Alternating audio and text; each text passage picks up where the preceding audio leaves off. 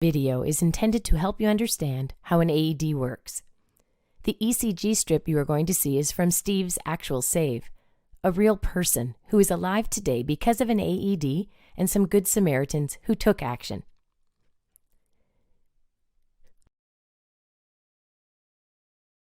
Once you turn on an AED, the machine will begin to speak to you.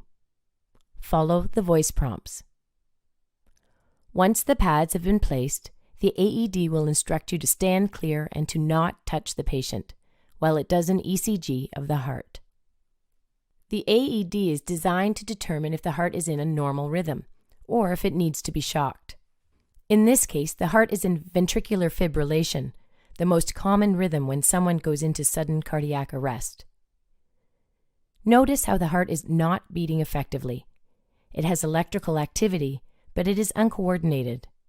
The heart looks like it is shaking like a bowl of jelly. When in this rhythm, you can see the heart is not effectively pumping any blood out. This rhythm is deadly and has to be stopped. When the AED reads a shockable rhythm, the AED will either instruct you to press the shock button, or some AEDs are automatic and will automatically shock the person. At this point, no one should be touching the patient. The AED will send an electrical current through the heart and back again. The purpose of this shock is to stop the heart completely for a very short period of time from this uncoordinated rhythm and give it time to reset. Notice how the shock stopped all the electrical activity in Steve's heart for a brief period. Seconds after this shock, our own SA node, the pacemaker of our heart, will try to regain control of the heart and tell the rest of the heart when to squeeze. It can take up to 2 minutes for the heart to reorganize itself electrically after a shock, before it will function again and effectively pump blood to the brain.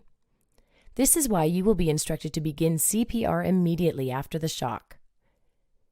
Your job is to push hard and fast in the center of the chest in order to manually pump blood to the brain to keep the brain alive. Your compressions will not interfere with the heart trying to reorganize itself electrically, so do not worry about that. After 2 minutes, the AED will instruct you to stop CPR. It will reanalyze the heart and advise whether another shock is needed. Always listen to the machine and follow the voice prompts. In Steve's case, the ECG picked up a healthy rhythm and therefore a second shock was not advised. In Steve's case, only 1 shock was required to bring him back to life. Steve's heart continues to beat and he is alive and with us today.